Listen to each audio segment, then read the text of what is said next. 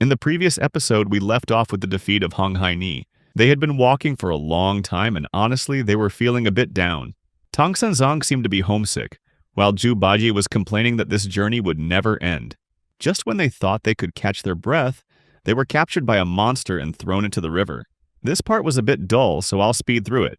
The creature in the river turned out to be the grandson of the West Sea Dragon King.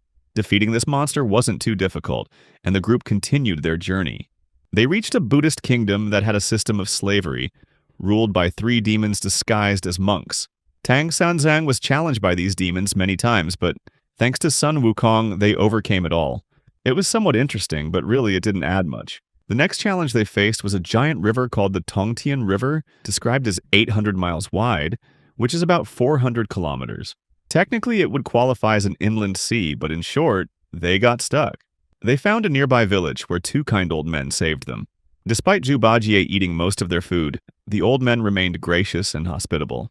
But of course, since this is Journey to the West, nothing is as it seems. There were monsters in the area. The region was ruled by the King of Lingan, a creature capable of controlling the weather and making it rain, who demanded 2 children, 1 boy and 1 girl, as tribute every year. This year it was the turn of the 2 old men. Though they were elderly, each of them managed to have 1 child. If they were to offer them up, they wouldn't be able to have more. A tragic situation. At first, Sun Wukong suggested the old men could just buy 2 other children for the offering, but then he remembered he was a good person now, so he volunteered to take the place of the boy. He then made Zhu Bajie transform into the girl, and they waited for the demon to come. Lingan King appeared, large and terrifying. But when he saw Sun Wukong unaffected, he hesitated. He then turned to scare Zhu Bajie, but Zhu Bajie got so frightened that he revealed his true form and used his rake to strike the demon, causing it to drop a few scales and flee. Zhu Bajie and Sun Wukong chased him down. Lingan realized who his enemies were and panicked, diving into the river.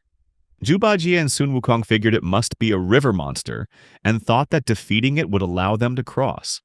But first, they decided to celebrate. Below the river, Lingan was explaining to his minions why he hadn't brought any food. This wasn't a failure because Sun Wukong and Zhu Bajie were there, meaning Tang Sanzang was as well. If they caught him, it would be a big win. But the monkeys were scary, and the pigs too, though Lingan thought he could handle it. The monsters sat together to plan their strategy. The next morning, the weather suddenly turned cold, with snow covering everything. It looked beautiful, but how would they cross the river in this weather? It had been 7 or 8 years since Tang Sanzang started his journey, and he couldn't delay any longer. The 2 old men tried to entertain the group, and while they were eating, someone walked by and mentioned that the water had frozen over, and people were walking across the river to trade with the Nuki Kingdom on the other side. This meant the group could walk across too, so they decided to go. It turned out to be a trap set by Lingan, who had frozen the river to lure Tang Sanzang across. Lingan broke the ice and caused everyone to fall into the water except Sun Wukong. Zhu Bajie and Sha Seng tried to rescue the luggage and the horse, asking, but regardless, they lost Tang Sanzang. Sun Wukong was sure that Tang Sanzang was only kidnapped and not dead. So he left the horse and belongings with the 2 old men and set off with his 2 brothers to find the demon. Sun Wukong, being agile like Luffy, jumped into the water, but Zhu Bajie had to carry him down. They found a magnificent palace at the bottom of the river. Sun Wukong transformed into a shrimp to sneak in and found Tang Sanzang alive but locked in a box, still mumbling about his bad luck with rivers. Sun Wukong went out and told Zhu Bajie and Sha Seng to lure the demon out. It was a tactic they had used many times before with no success. This time, Lingan came out with his club, ready to fight. Zhu Bajie saw his weapon and started comparing it with his own. When Sha Seng got bored, he initiated combat, ignoring Zhu Bajie. After a few rounds, they pretended to be defeated and ran away. Lingan chased after them and was ambushed by Sun Wukong. He fled in fear, deciding not to show himself again. As expected, Sun Wukong went to see Guan Yin. But when he arrived, Guan Yin's people stopped him and said that she had been in her room all day and couldn't be disturbed. Sun Wukong waited patiently for a few minutes, then snuck into the bamboo forest, where he found Guan Yin in her pajamas, hair messy, no makeup, and weaving baskets. Noticing she wasn't in a good mood, Sun Wukong shyly asked Guan Yin to save Tang Sanzang. Guan Yin told him to wait outside, and surprisingly, Sun Wukong obeyed. After a while, Guan Yin appeared with the finished basket and still hadn't gotten dressed. She told Sun Wukong to follow her to the Tongtian River. Guan Yin flew gently over the river. dropped the basket into the water, chanted a spell, and then retrieved the basket. Inside it was a confused golden fish. It turned out that Lingon was actually Guan Yin's pet golden fish. It had gained strength after hearing Guan Yin chant scriptures and had decided to transform into a monster to eat children. After losing her pet, Guan Yin had been feeling down. It was all because of a golden fish. The pig was defeated by a golden fish. Afterward, they easily rescued Tong Senzong. Even though everything had been resolved, there was still the problem of crossing the river. At that moment, a giant white turtle appeared. The turtle was the true master of the river. When the false government of the golden fish disappeared, the turtle returned. To thank them, the turtle helped them cross the river. The turtle asked that they ask Buddha when it would be able to transform into a human. Remember the turtle, it's important. After crossing the river, the group encountered a large monster, either a green bull or a rhino, which was the mount of Laozi.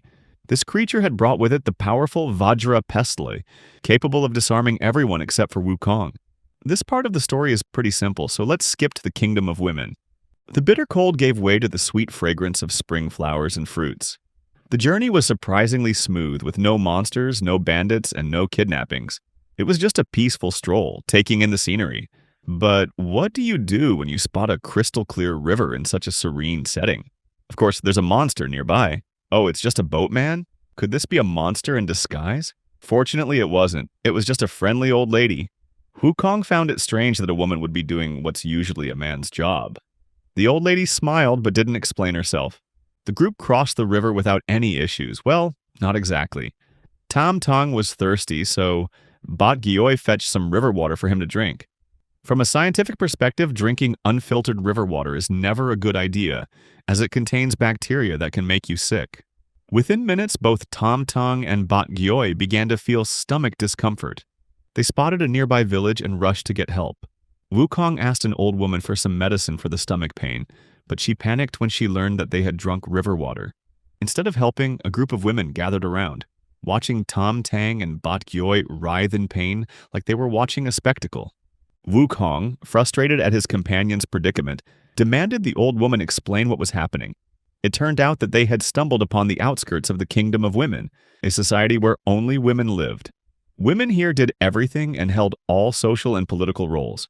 When a woman here wanted to have a child, they didn't do it the traditional way. Instead, they drank water from the mother and child river, which caused pregnancy. So naturally, the water Bat Gioi fetched was from this river, and that's why the women found the situation so amusing. Wukong agreed. Tam Tang and Bat Gioi were, of course, embarrassed, especially Bat Gioi. But Satung gently advised them to stay calm, as stress could affect the baby. Tam Tong clearly wasn't ready to be a single father, and biologically, how could this even happen? Tam Tang asked the locals if there was any way to undo this, and they told him to go to Mount Gai Duong and drink from the Loktai well to reverse the pregnancy. However, this wasn't easy because recently a Taoist immortal named Nu Yimash had monopolized the water source, charging outrageous prices for even a drop. The water from this well had become the most expensive commodity in the Kingdom of Women. Wukong, of course, wasn't going to pay for it. He left Sa Tung to watch over Tam Tong and the pig, and flew to Mount Jai Duong to scout out the situation. He met one of Nu Urb's disciples and asked to meet the Taoist immortal. But things didn't go smoothly because it turned out Nu Yashim was the younger brother of the Bull Demon King, and the uncle of Hong Hai Ni. Nu Escher was not happy that Hong Hai Ni had been captured and made a servant to the people, so they fought. Although Nu Escher couldn't defeat Wukong, he still kept the monkey from getting close to the well. After a long fight with no progress, Wukong grew bored and returned to camp to come up with a plan B. The new plan was for Wukong to distract Nu Wamir while Sa Tung fetched the water. This forced them to give Tam Tang and Bat Gioi to the old woman from the Kingdom of Women.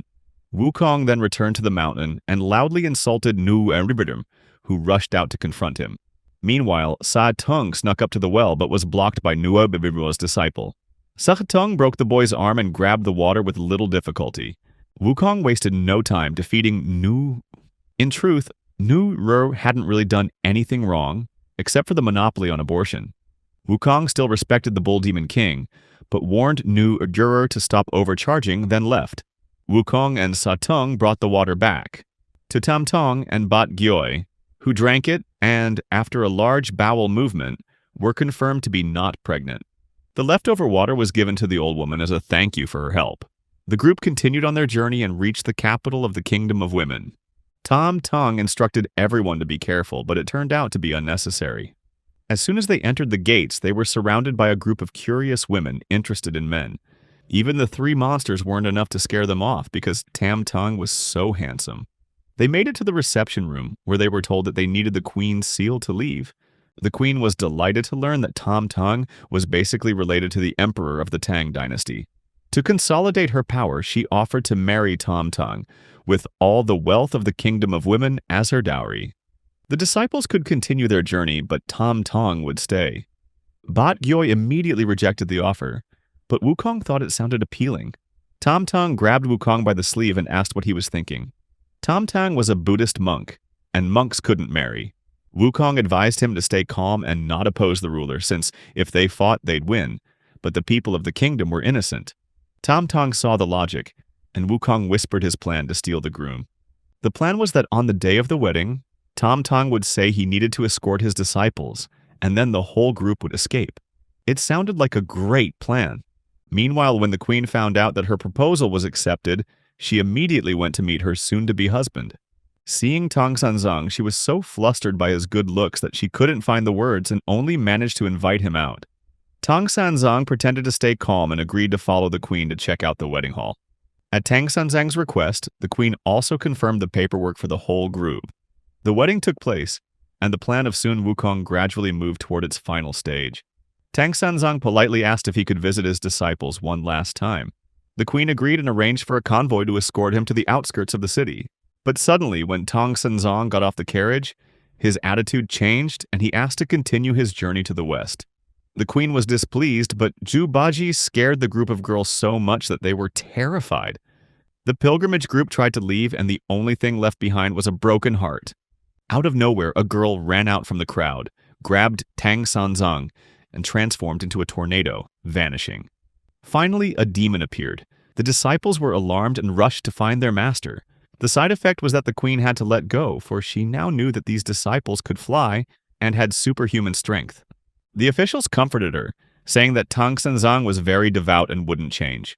The queen regained her composure and returned to the palace, feeling disappointed but not broken. Meanwhile, the three disciples chased the tornado to a demon's lair in the mountains. The demon turned out to be a scorpion woman. They easily defeated her, but let's skip that part. The group continued on their journey, but their current pace was concerning.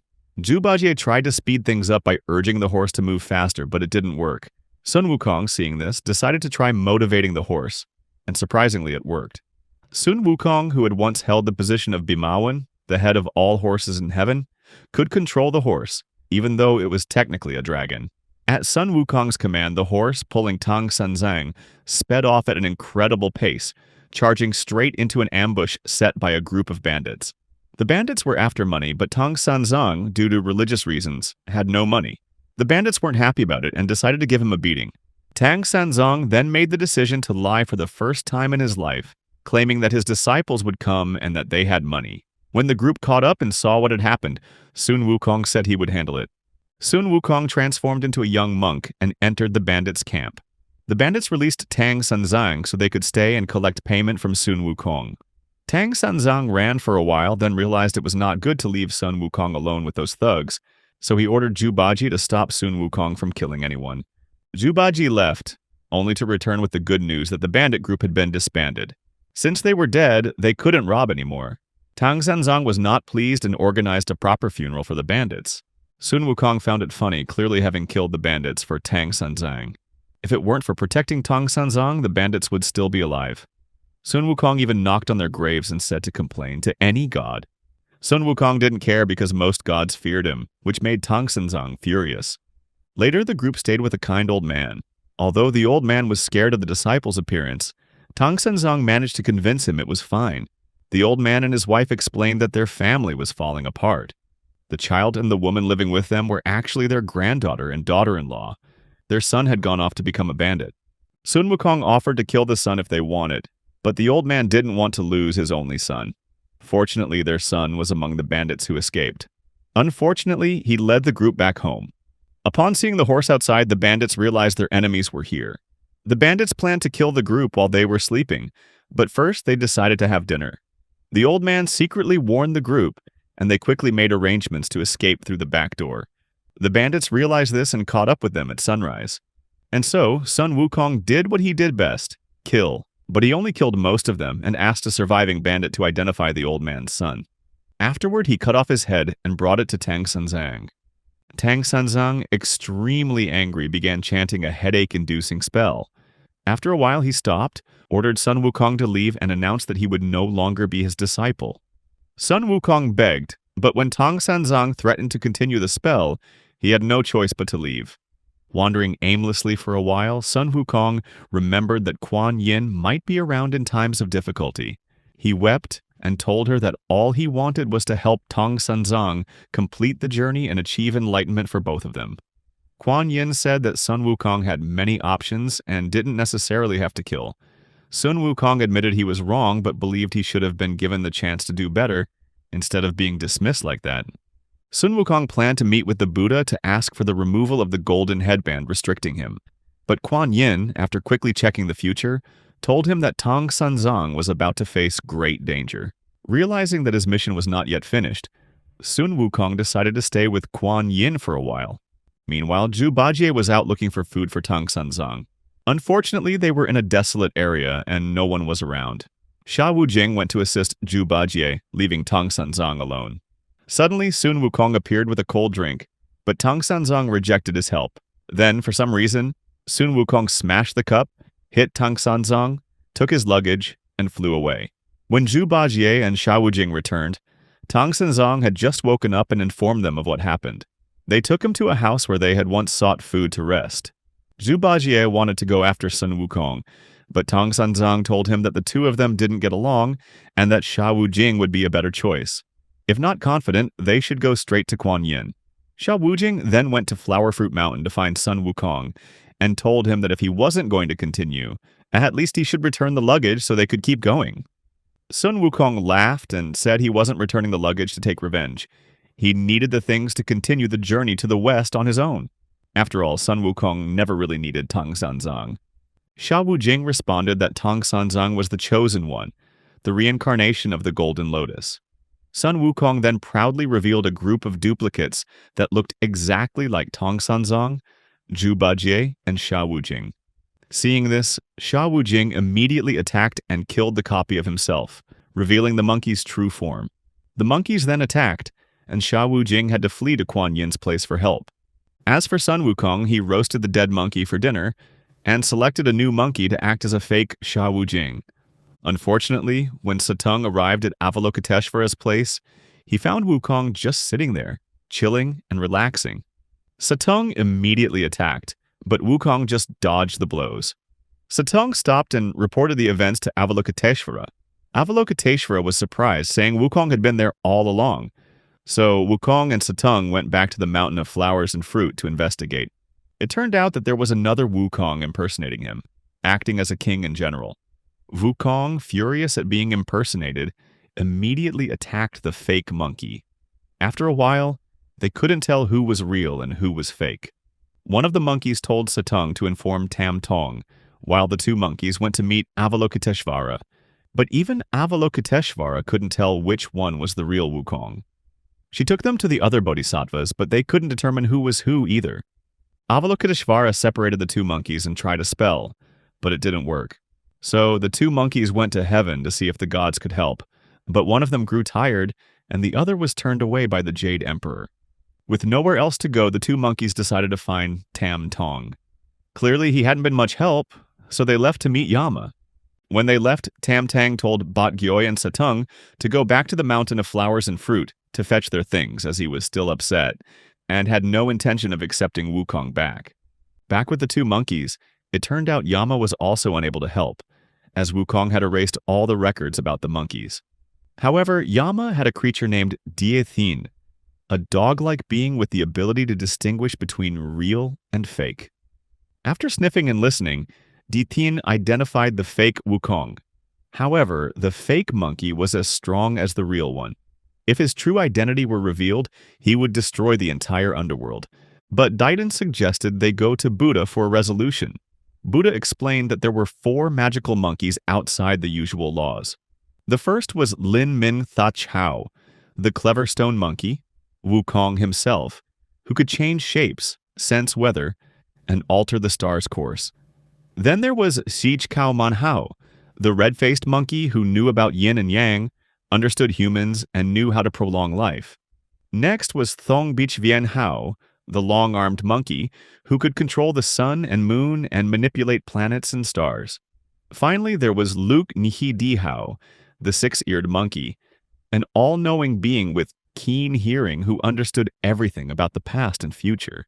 The fake monkey was exposed and tried to escape, but Buddha trapped him with his alms bowl.